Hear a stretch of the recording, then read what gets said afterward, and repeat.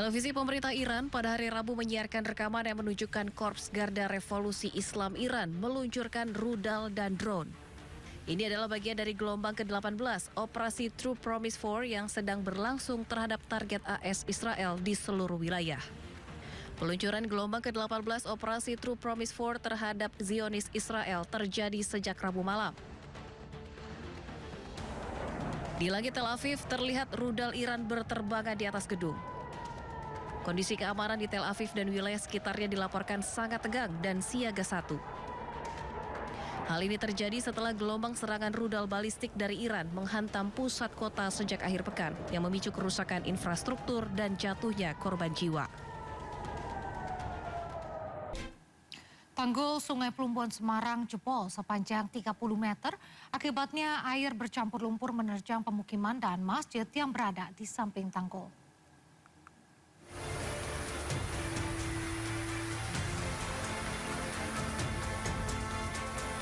Diguyur hujan deras, tanggul Sungai Plumbon di Mangkang Kulon jebol karena tak kuat menahan derasnya arus.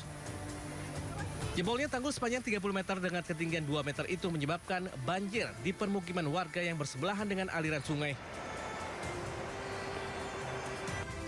Untuk meringankan beban masyarakat, petugas Dinas Pekerjaan Umum dibantu aparat TNI dan Polri membersihkan endapan lumpur di rumah warga serta pondok pesantren.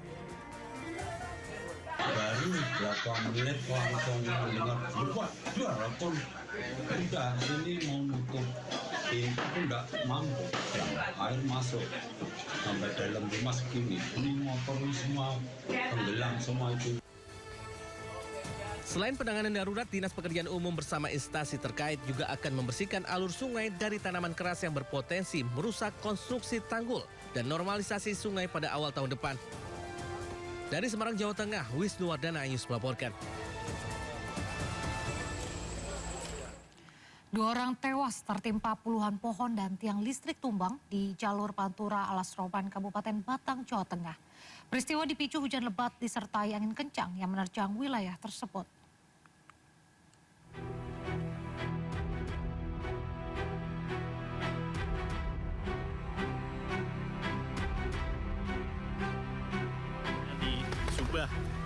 Untuk menghindari posisi di sini banyak mobil yang kena tumbaan, kena robohan. Sejumlah kendaraan mengalami kerusakan parah setelah tertimpa pohon dan tiang listrik di sepanjang jalur Pantura Alas Roban, Kabupaten Batang, Jawa Tengah.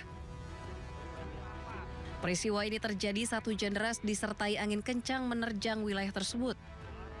Kencangnya angin menyebabkan pohon jati berukuran besar dan tiang listrik roboh serta menimpa sejumlah kendaraan yang sedang melintas. Akibat peristiwa ini 2 orang dilaporkan tewas tertimpa pohon tumbang, sementara sejumlah jaringan listrik di beberapa wilayah juga mengalami pemadaman. Beberapa pohon jati besar tumbang, tiang listrik itu, kemudian paltingnya juga roboh, merobohi beberapa pohonnya di pinggir jalan dan roboh ke tengah jalan. Artinya melintas di jalan dan itu membuat arus lalu lintas lumpuh total.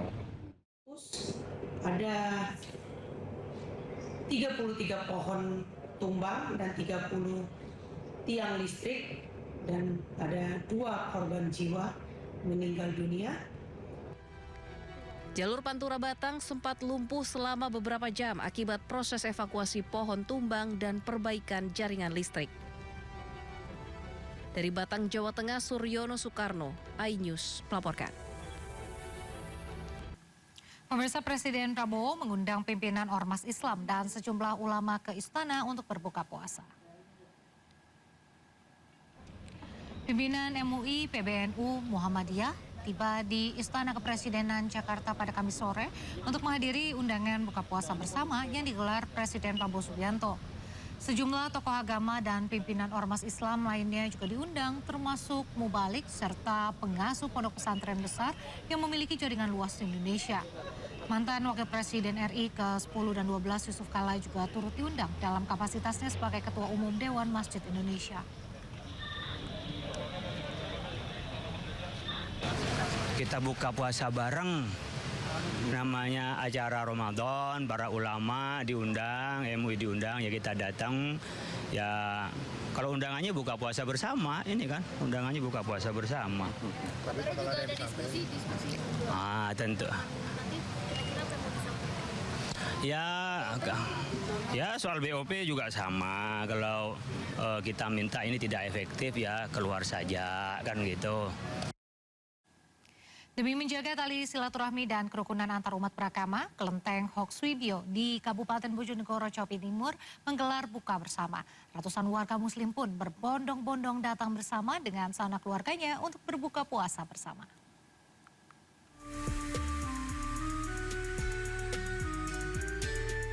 Buka puasa bersama ini digelar di tempat ibadah Tridharma, Kelenteng Hokswibio, Jalan Jaksa Agung Suprapto, Kota Bojonegoro. Setelah waktu berbuka puasa tiba, seorang ustadz memimpin membacakan doa berbuka puasa. Usai doa buka puasa bersama dibacakan, satu persatu muslim mengambil piring makanan yang telah disiapkan oleh umat Tionghoa yang menjadi panitia buka puasa bersama. Buka puasa bersama di Kelenteng ini merupakan kegiatan rutin umat Tionghoa Bojonegoro yang sudah dilakukan sejak tahun 2005. Hari Jumat dan selama bulan Ramadan. Tujuannya? Tujuan satu, memupuk kebersamaan, kita saling toleransi, dan tidak semua musafir, kita tujuannya para musafir dan masyarakat sekitar. Warga berharap kegiatan serupa bisa terus dilakukan demi menjaga kerukunan, terutama antar umat beragama. Dari Bojonegoro, Jawa Timur, Dedi Mahdi, iNews melaporkan.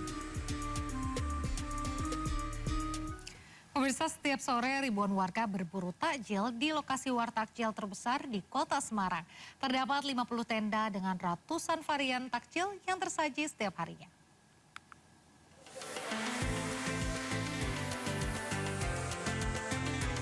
Area parkir Gor Muladi Dom Universitas Diponegoro Semarang kini disulap menjadi pusat war takjil terbesar dan terbaru di Semarang.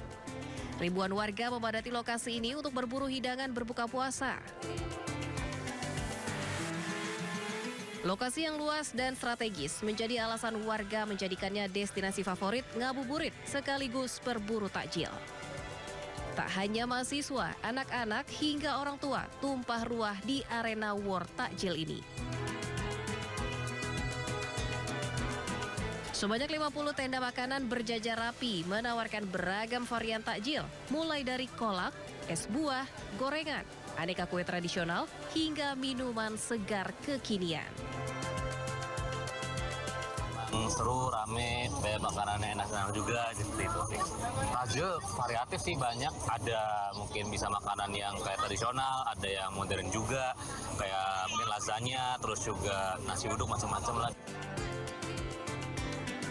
Dengan konsep terpusat dan pilihan yang beragam, area parkir Gor Muladi Dom Tembalang kini menjadi salah satu ikon baru wisata kuliner Ramadan di Kota Semarang. Dari Semarang, Jawa Tengah, Andre Aprianto, iNews melaporkan.